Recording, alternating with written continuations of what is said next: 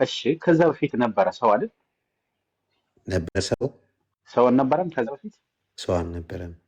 የሰውን አዳም አልነበረም? እና አዳም አሉ እኮ። አዎ ይሄ ነገረ ድነት ላይ ነው። አሁን ለምሳሌ አዳም መጣና አዳም ተሳሳተ አይደል? እዚህ ምድር ላይ ሲፈጠር አዳም ነበር። አዳምና ሔዋን ነበር። ተሳሳተ። እዛ ጋር እኮ ነው አሁን እኮ ሙስሊም ችግሩ እኮ። ከዛ በኋላ እንዴት ነው ክርስቶስ የመጣው አመጣጥ የሚለውን ነገር ማለት ነው። ከዛ ተሳሳቱና የሰው ልጅ ወደቀ። በቃ አንደኛ እግዚአብሔር ፈረደ፣ ከዚህ ከበላ ትሞታለህ አለው።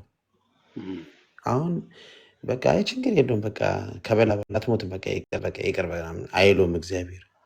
ለምን ቃሉና አንድ የተናገረ የፈጣሪ ቃል ነው።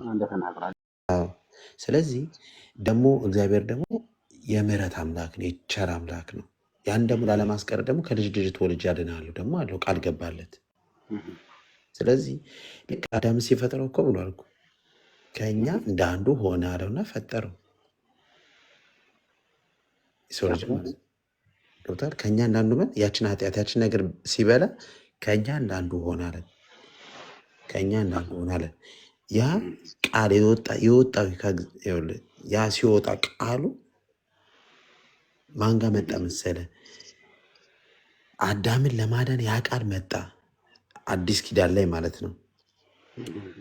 ያ ደግሞ የአብርሃምን ዘር ይዞ ነው የመጣው። የማን አብርሃም? እናንተ ኢብራሂም ነው አይደል የምትሉት? ኢብራሂም ነው የምንለው እኛ። ብዙም በዚህኛው ነገር ከዛ በኋላ አሁን ነው እንደውም እያዳመጥኩ ያለሁት። ከልጅ ልጅ ተወልጄ አድነዋለሁ ሲለው መጀመሪያው ለአዳም ከገነት ተባረረ ማለት ተሰደደ። በቃ ከተሰደደ በኋላ አዳም እዚህ ምድር ላይ በቃ ተረገመ ማለት መጀመሪያ የረገመው እባብን ነው። እባብ ምን አለ? በዘርና በዘሯ ጠላትነትን አፈራለሁ አለ። አንተ ሶኮነ ሶኮናን እሱ ራስን ይቀጠቅጣል ተባለ፣ ተረገመ። አዳምን ደግሞ በላበ ጥረህ ግረህ ለፍተህ ብላ፣ ምድርን ደግሞ አሜከላና እሾህ ታብቅልብህ አለው። ሔዋን ደግሞ ጻርሽን ምጥሽን አበዛዋለሁ አላት። ከዛ በኋላ ወረዱ። ከዛ ከወረዱ በኋላ እግዚአብሔርን ይለምኑ ነበር ወደ ቀድሞ ነገር እንዲመለስ ማለት ወደ ገነት እንደገና እንዲያስገባው፣ እንዳይለፋ እንዳይደክም እንዲኖር ማለት። ከዛ በኋላ ምን አደረገ? በቃ እግዚአብሔርን ጠይቀው ብለው ሱባኤ እንግባ ብለው ሱባኤ ገቡ። ሱባኤ ከገቡ በኋላ እየጸለዩ እየጾሙ በመሀል ሴጣን መጣ። መልአክ መስሎ ራሱን የብርሃን መልአክ አድርጎ ይመጣል፣ ይገለጥላቸው ቅዱስ ጳውሎስ እና መልአክ መስሎ መጣና ጸሎታችሁ ተሰምቷል፣ በቃ ከዚህ በኋላ በቃ ምናምን አለው ሲለው ሔዋን አሁንም ቀድማ አዳም አልተሳሳትም ሔዋን ነች እንጂ ነው የሚለው መጽሐፍ። ሔዋን አሁንም ቀድማ ምን አለች? በቃ ጸሎታችን ተሰምቷል አዳም ና አለችው። የቀደሙ ያሳተ እንዳይሆን አላት። ሲለታሆን ኖ በቃ ተሰምቷል። ልክ ሲወጣ የዛ ጊዜ ከጉድጓዱ ሲወጣ ጠበቀውን፣ ከዋሻ ሲወጣ በድንጋይ መታው፣ ደሙ ፈሰሰ። የዛ ጊዜ እግዚአብሔር ደሙ እሱን ተመለከተውና ይቅር እንዲለው በቃ እንዲምረው ወደ እሱ ቀረበና ምን አለው? ሔዋንን ሁሉ በጣም በቃ ተማሮባት ሂጅልኝ ሁሉ ብላት አባረራት። ከዛ በል አለው እኔ ከልጅ ልጅ ተወልጄ አድንሃለሁ። ያኔ ኢየሱስ ነበር አይደል? ኢየሱስ ተወልዷል ነው ያኔ? ተወልዷል። ኢየሱስ ተወልዶ ነበር። ኢየሱስ ምንድን ነው የሚወለደው? ኢየሱስ የተወለደው እኮ የእኛን ስጋ የለበሰው እኛን ለማዳን ነው። ያጠፋው ሰው የጠፋው ሰውን ለማዳን ግን ሰው መሆን አለ። ማርያምም እንደዛ ውስጥ ነበረች፣ ወንጀል ውስጥ ነበረች ማለት ነው። እዛ ጋር ለመድረስ ግዴታዬን መሆን ገና ነው ማለት ነው። እዛ ለመድረስ ገና ከእሷ በፊት የነበሩ አባቶች ብዙ። እሱ ግን ማወቅ ያለበት ምንድን ነው? ጌታ ኢየሱስ የሁሉ የምድርና የሰማይ ጌታ መሆኑ ፈጣሪ እንደሆነው እሱ ላይ አሁን እሱ ላይ ነው የጌታ ምድርን የፈጠረው። ለምሳሌ ጌታ ሲሆን ለምሳሌ እናንተ ለራሱ አብ ትላላችሁ። አብስ ማን ነው? አብ ማን እኮ አዳምጥ እኮ አብ ማን ነው የሚለው መጀመሪያ ጌታ ኢየሱስን ስትረዳ መረዳት የምትችለው። ቆይ አንዴ እንንገር። አሁን ጌታ ኢየሱስ ምድርን ፈጥሯል። ሰማይን የእጆቹ ስራ ናቸው። ዕብራውያን ጸሐፊ ዕብራውያን ቅዱስ ጳውሎስ ሰማያትን ምድርን የእጆቹ ስራ ናቸው ይላል እና ሰማያትን ምድርን የፈጠረው የሚታየው የማይታየውን ዙፋናት፣ ጌትነት፣ አለቅነት፣ ስልጣናቱ ሁሉ የፈጠረ እርሱ ነው ይላል።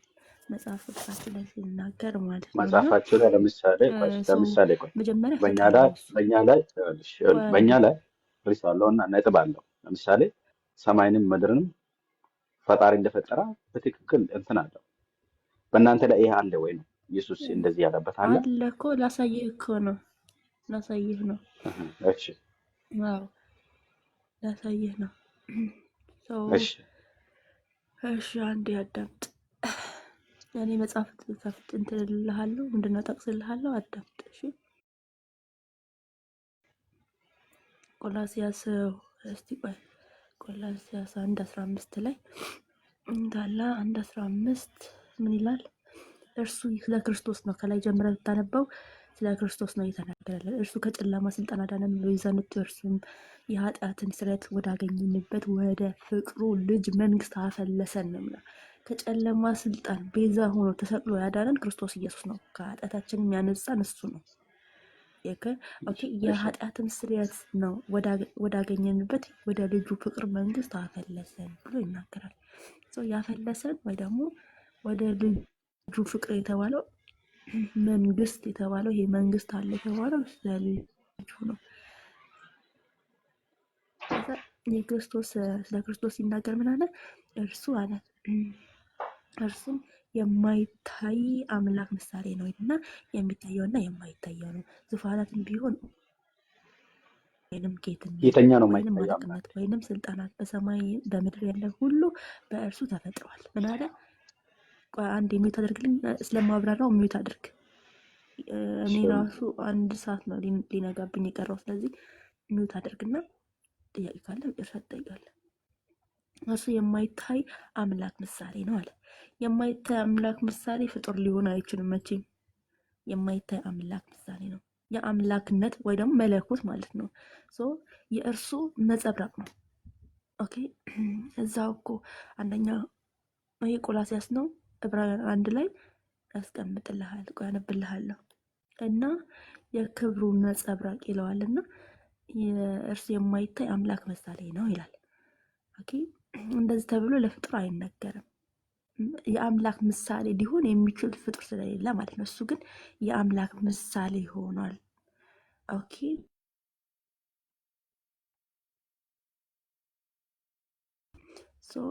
ያ የማይታየው መለኮት በእርሱ በስጋ መገለጡ ማለት ነው። ይሄ በስጋ ግልጠቱ ላይ እርሱ የማይታይ አምላክ ምሳሌ ነው፣ ምሳሌ ሆኗል ማለት ነው። እና የሚታየውና የማይታየውንም ማለት ነው። የሚታየውንም የማይታየውም እኛ የምናያቸው ማናያቸውም ነገር ማለት ነውና ዙፋናትም ቢሆን አለ ወይንም ጌትነት ወይንም አለቅነት ወይንም ስልጣናት በሰማይና በምድር ያሉት ሁሉ አለ በሰማይም በምድርም ያለ ሁሉ አለ። በሰማይም ያለ መላእክቶችን ብትል ጨረቃን ብትል ምን ብትል ከዋክብት ብትል ምን አለ ያለ ሁሉ በምድርም እንደዛ አሳ ምናምን ወዘተ ያለ ሁሉ በእርሱ ምን ብለዋል? ተፈጥረዋልና ከፍጥረት ሁሉ በፊት በኩር ነው። ሁሉ በእርሱና ለእርሱ ተፈጥሯልና ይላል። በእርሱ ነው የተፈጠረው፣ ለእርሱም ነው የተፈጠር ነው። እኛ ራሱ ለራሱ ብናገለግል እግዚአብሔርን ሰው የተፈጠረበት ምክንያት ምንድን ነው? ለማመስገን ነው። የተፈጠረበት ምክንያት ለእሱም ዓላማ ብሎ ነው እግዚአብሔር ሲፈጥረን። አንዴ ተረጋጋ። እግዚአብሔር ሲፈጥረን ወይ ደግሞ ክርስቶስ ራሱ ሲፈጥረን ለራሱ ዓላማ አድርጎ ነው። ለእርሱና እርሱ ራሱ ነው የፈጠረን፣ እንዲሁም ደግሞ ለእርሱ ነው የፈጠረን ይላለን እዚሁ ላይ ማለት ነው። እርሱም ከሁሉ በፊት ነው። እርሱ ከሁሉም በፊት ነው። ሁሉ በእርሱ ተጋጥሟል ማለት ሁሉ ነገር የተሰራው በእርሱ ነው። እርሱም የአካሉ ማለትም የቤተ ክርስቲያን ራስ ነው። ማን ነው የቤተ ክርስቲያን ራስ ሲባል? ክርስቶስ ኢየሱስ ነው። ኦኬ እርሱም በሁሉ ፊተኛ ይሆን ዘንድ በመጀመሪያ ከሙታን በኩር ነው ይላል። ከሙታን በኩር የሆነው ክርስቶስ ኢየሱስ ነው። ስለዚህ ከሙታን የሆነ በኩር ነው። ሁሉ ነገር የተፈጠረው በክርስቶስ ኢየሱስ ነው። ክርስቶስ ነው። ኦኬ አንቺ ሁሉን ነገር አሁን ያው ብያሽኛ መጀመሪያም ነበርኩ እያለ ነው ማለት ነው ኢየሱስ። በዚህ አይነት የተፈጠረ ፍጥረት እንዳለ የተፈጠረው በክርስቶስ ነው እያልኩ ነው። ኦኬ በክርስቶስ ፍጥረት ከተፈጠረ አምላክ ከሆነ ለምን ይሞታል ታዲያ? 3 ቀን ሞቶ እሺ ተነስቷል ይባላል። አሁን ሶስት ቀን አሁን ሚዩት መሞቱን አድርግና ታውቃለህ? ኤፊ ቆይ ቆይ ቆይ ሚዩት አድርግና 3 ቀን አሁን መሞቱን ሚዩት ታውቃለህ? አድርግና 3 ቀን ከሞተ ምኑ ነው እሺ የሞተው? አንዴ አምላክ እንዴት ይሞታል? እሺ አሁን ከድሮ ሚዩት አድርግና እሺ እስካሁን ሚዩት ያለችው ግን አድርግና ገብቶካል? ልመልስልህ። አዎ አዎ ገብቶኛል። አሁን ከዛ ምን ፊት አለ ተረዳ? እያለች ነው። ምን ተረዳ? በዛ ምን የተረዳሁትን እንጋር ከዛ ውስጥ እሺ ተነስተን የተረዳሁት እሷ የምትለኝ ከዚህ በፊትም አለ እሱ ነው እያለች ነው። መሬትንም ምድርም የፈጠረው እሱ ነው እያለች ነው። ከኩበት ሁሉንም እሺ እንዲህ ስትለኝ ከማርያም እንደተወለደ ነው የምናውቀው። ማርያምን የፈጠረ ፈጣሪ አለ። ሁለት አሁን እሱ አብ ሁለተኛ ጥያቄ እሺ ነው። ቆይ ሌላ ሌላ እሱን ጥያቄ ተይና ነው። አብ እናንተ ጋር ምንድን ነው ነው? ቆይ አብ ምንድን ነው እናንተ ጋር? እሱን ቆይ ታስረዳ። ከነገርሽኝ ይገባኛል። ቆይ እዛ ታስረዳና ውስጥ አሁን ተረዳሁ እኮ አንተ እስቲ አድርግሻለሁ። ተረዳሁ። ዝም ብለህ ዝለል አትበል እስቲ። ቆይ አንዴ ምን አይኑ ቃቃለሁ ግን አንዴ ተረጋጋሽ። እኛ ብዙ ዓመታት ያለፍንበት ስለሆነ ተረጋጋ። እና ዋናው ነገር ፈጣሪነቱ ይሄ ብቻ አይደለም የሚናገረው። ሚዩት አድርግ። የሆነ የሚጨጨንራል አንተ ጋር ሚዩት አድርግ። እኔ ጋር ጽዋው እዚህ ስልክ ጋር ሆነ አንዴ የሆነ ድምፅ አለ። ኦኬ ሄዷል። ችግር ወይኔ ጉዳይ ምትላልክሽ።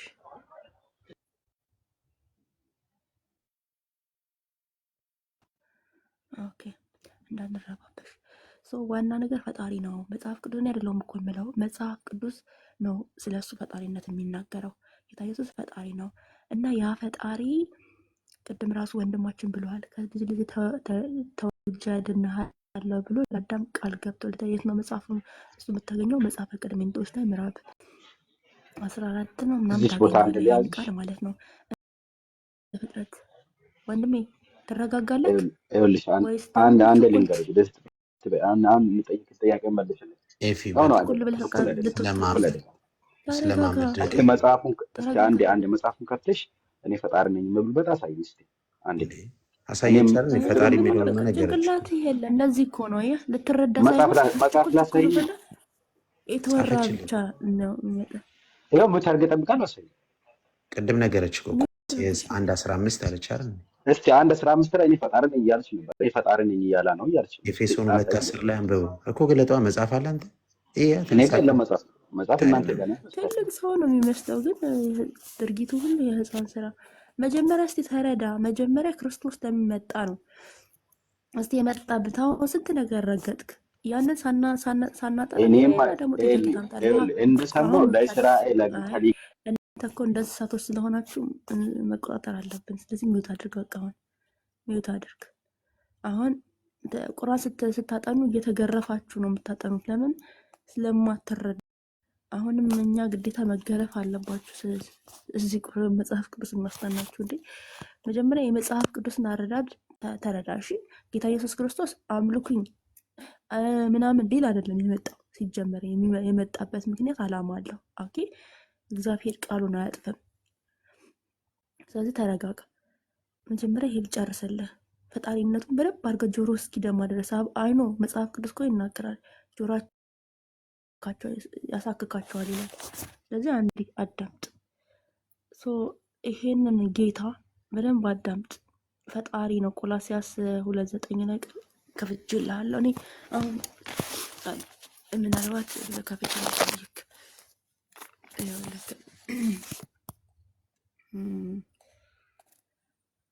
ሰዓትም ስለረፈደ እሺ፣ ይህ ቅድም ያነበብኩልህ ይሄ ነው። አየስ የክርስቶስ ልዕልና ርዕሱ ማለት ኦኬ። ይሄ ነው። እስቲ አምላክ ነኝ የሚለው ቦታ ሳይ አንብብልኝ ምናምን ሳሳ ነብለኝ ነበር። ሚዩት አድርግ። ገና ጀመር።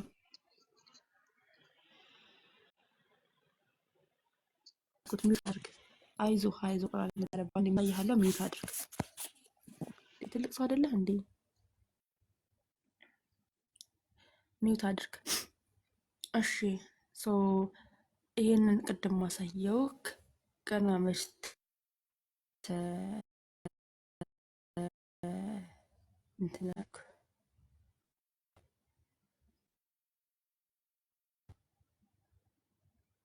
እና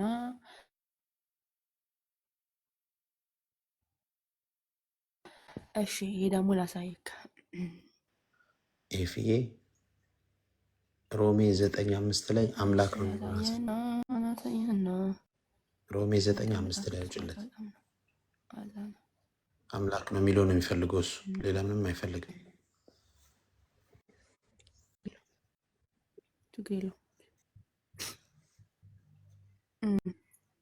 እሺ ክርስቶስ ሲናገር ስለ ልጁ ግን ይላል፣ ስለ ልጁ ግን አምላክ ሆይ፣ ስለማን? ስለ ጌታ ስለ ኢየሱስ ክርስቶስ እግዚአብሔር ስለሆነ ምን አለ? ስለ ልጁ ግን አምላክ ሆይ ዙፋንህ እስከ ዘላለም ድረስ ይኖራል። የመንግስትህን በትር የቀንነት በትር ነው። ጽድቅን ወደድክ፣ ዓመፃን ጠላህ። ስለዚህም እግዚአብሔር አምላክ ከጓደኞች በደስታ ዘይት ቀባ ይላል እና ደግሞም ይላል ጌታ ሆይ አንተ ከጥንት ምድርን መሰረትክ ይለዋል። ምን ይለዋል? አንተ ጌታ ሆይ አንተ ከጥንት ምድርን መሰረትክ፣ ሰማያቶችም የእጆች ስራ ናቸው ብሎ ይናገራል። ኦኬ ማነው ተናጋሪ? ማነው ተናጋሪ? እዚህ ጋር ሚት አድርግ፣ ማነው ሚት አድርግ። ጳውሎስ ነው እዚህ ጋር ተናጋሪ እና ጳውሎስ ነው የምለው አይደል? ጳውሎስ ማንን ነው የምለው? ማንን ነው የምለው? እና አትመልሽ ነው ወይ? ሚት አድርግ። አንተ ያማን እንደ ሚት አድርግ ወይ ጤነኛ አይደለህም? የምር አስወጣህ ነው ሳሰማ የጓጓህለት ሳታይ እንትን ልትና አረ እኔ ራሱ ወጣልሻለሁ። ይሄ ትክክለኛ ጳውሎስ አይደለም። ያ ጳውሎስ እንደዛ ያላለም። የማን ነው ነው ንግግሩ? የማን ነው ነው? ንገረኝ መጀመሪያ። ዛሬ ላይ ክርስቶስ የተናገረ ልጄ ሆይ እያለ ነው። እስቲ ሊያሳይ ልጄ የምለው ምን ይባል ብለህ አድርሽ። እስቲ ማን ነው ልጁ? አውቃት የለህም። በነገራችን ላይ ዝም ብሎ ቁመት ይቻላል። ልጁ ማን ነው ነው? ልጁ ማን ነው ነው? እንዴት ልረዳሽ? እስቲ በዚህ አይነት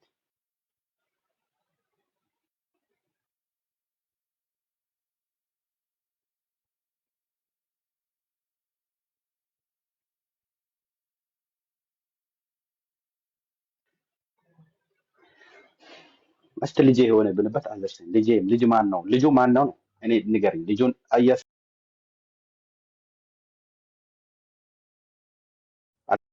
ሚዩት አድርግ። ስንት ቀሻቀሻ አንተ ትልቅ ሰው አይደለህ እንዴ? እንደ እድሜ ይሁን። እስቲ ሚዩት አድርግና ተረጋጋ። እሺ አንተ ቃል በቃል ነው የምትፈልገው? ቃል በቃል አሳይቼህ ከዛ ምን እንደምትሆን እናያለን። እስቲ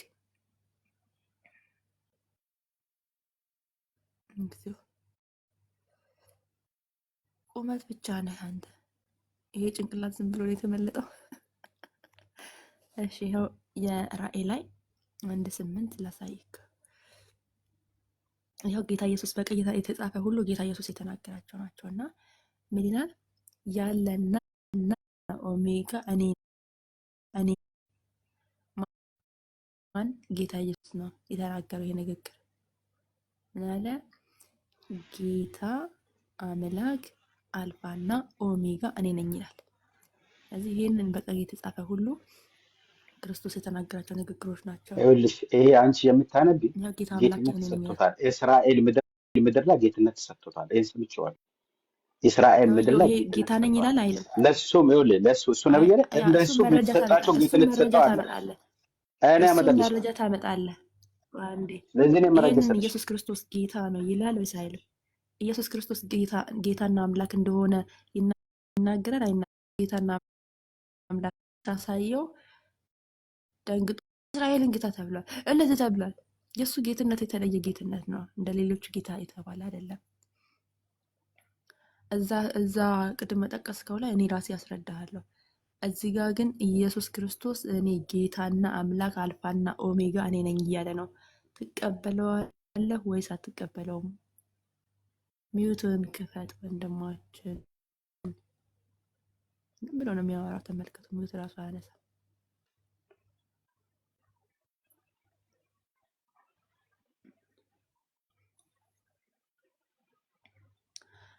ሰምተሃል? እኔ ሰምቼሻለሁ ማማይ። ይሄ ጌትነት እስራኤል ምድር ላይ ጌትነት አለበት አይደል? ለምሳሌ ፈጣሪ ሕግ ያወጣል። ግን ፈጣሪ በዛ ህግ አይመራም። እሱ ከህግ በላይ ነው። መሐመድ የዛ ህግ ፈጣሪ ካልሆነ በስተቀር ለምንድን ነው ከህጉ በላይ ሆኖ የሚኖረው? እሺ አብዱራህማን አለን። እስልምና ህጎች አሉት አይደል? ቅድም ባወራው ያልተዋጠልኝ ነገር አለ። እሱን መጀመሪያ አስረዳኝ። እሺ ምን ላስረዳ? ፊት ያው ሆኖ ግን ትመልሳለህ አይደል ወደ ጥያቄው? ኖ ኖ ኖ ኖ። አይ ቢኒ አህያው እምነት ፊት ሆኖ ቢኒ ብሩኬ ምን እያለ መሰለ፣ ቀደም ኮመንትህን አይቻለሁ። አብዱራህማን በጣም እያሳቃችሁን ሆዴን አመመኝ ምናምን ስትል ነበርና እኮ አህያው እምነት ጠፋ። ወደ ተጠየቅከው ትሄዳለህና ተመልሳለህ። ኦኬ አብዱራህማን አላህ በነህ አህያው እምነት ፊት ሆነው የተገደለው። ተረጋጋ አንድ ጊዜ። ስትጠይቅ መረጋጋት ይኖርብሃል አይደለ? በጣም ተረጋግቻለሁ። አብሽር ጎበዝ። በኖህ ዘመን አላህ ሁሉን ነገር አጥፍቷል አይደል? ከኖህና ከቤተሰቦቹ በስተቀር። እሱ የአደጋ ነው። ተው እሱ ያኔ ኖ አደጋ አይደለም፣ አደጋ አይደለም ወንድማችን። ይሄ እኮ መቅሰፍት ነው፣ አደጋ አይደለም። አላህ አጥፍቷል አይደለ? በዝናብ አይደል? አላህ በዝናብ አጥፍቷል አይደል? ኖህን መርከብ ስራ ብሎት አዳምጥ ቆይ፣ መርከብ ስራ ብሎት ኑህን መርከብ ስራ አለውና አላህ መርከብ ውስጥ ያልገቡትን ሁሉ ወደዛ ለምትሄዳለ ጠይቁን መልስልኝ። ህፃኑ እምነት ፊት ሆኖ አህያው እምነት ሆኖ እኮ በኖህ ዘመን አላህ ያጠፋቸው አህዮች ምን አጥፍተው ነው? መልስልኝ። ይሄን መመለሳችን አህያውን ለምን አጠፋ አላህ? አህያውን ለምን አጠፋ አላህ በኖህ ዘመን? ይሄን መልስልኛ። ይመልስላለሁ፣ ችግር የለም። ያው መልሱ ፊት ለፊት እኮ ነው። አህያውን ለምን አጠፋ አላህ? ትጠይቀዋለህ አላህን? አህያን ለምን ገደልክ? ያንተው መልስልኝ። ኖ አንተ አደጋ ጊዜ ነው። በአደጋ ነው። አደጋ ነው። አደጋ አይደለም። አህያ የተገደለበት ይሄ ትእዛዝ ነው። አደጋ አይደለም። ትእዛዝ አደጋ አይደለም። ትእዛዝ ነው። አደጋ አይደለም። አንተ እኮ ነው አደጋ የሚል ቃል ያነሳኸው አንተ ነህ። እሺ እንትን የኖህ ጊዜ አደጋ ነው ወይስ ትእዛዝ ነው? የኖህ ዘመን አደጋ ነው ትእዛዝ ነው? የኖህ ዘመን አደጋ ነው ትእዛዝ ነው? አደጋ ነው። እሱ ተው፣ ችግር የለም። መልስላለሁ። የኖህ ዘመን አደጋ ነው። ይሄ መልስልኝ። አንተው መልስልኝ መጀመሪያ። የኖህ ዘመን አደጋ ነው ወይ? ይሄ መልስልኝ አልኩ። ይኸው መልሱ። አህያው በየትኛው ጥፋቱ ነው የታዘበት? የኖህ ዘመን አደጋ ነው ወይ? ለምን አንተ አትመልስም? ቀድመህ መጀመሪያ ነገርኩህ እኮ ፈጣሪን በሚፈርድ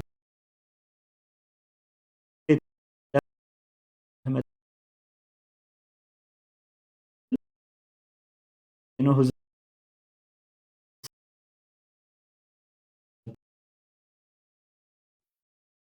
አህያው ነበረ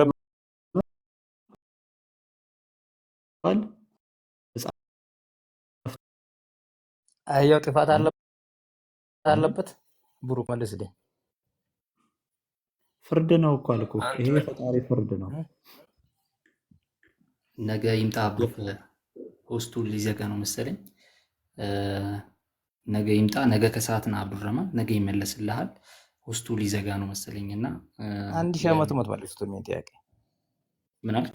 ግድያ በክርስትና ያለው አደጋ ተው እንጂ ምንድን ነው አብዱሌ በጣም እንትን አልክ ነው። ሌሎቻችሁም መልካም ጊዜ ይሆንላችሁ። እኔም ልረፍ ትንሽ። ብሩኬ ቴንኪዩ፣ አመሰግናለሁ። ተናደሩ። በጣም አመሰግን። ክፍሉን ግን አንብቡት። ትንቢተ ሕዝቅኤል ከምዕራፍ 8 እስከ ምዕራፍ 10 ሙሉን አንብቡትና ትረዳላችሁ። ሀሳቡ ራሱ ግልጽ ነው። ነገ ፕሮግራም ብትይዙና ብታስተምሩ አንዳንድ ጊዜ እኔም እየወጣው ነው። ደህና አድሩ። አመሰግናለሁ። መልካም አዳር። እሺ ነገ ሁላችሁንም ከልብ አመሰግናለሁ። ድምፅ ማን የሆነች ሰው ቀጥይታችን ድምፅ ያሰማሽው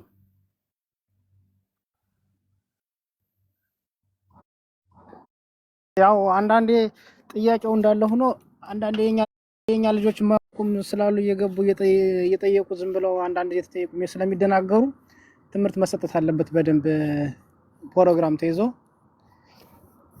ትምህርት ቢሰጥ ነው ያልኩት። ችግር የለውም።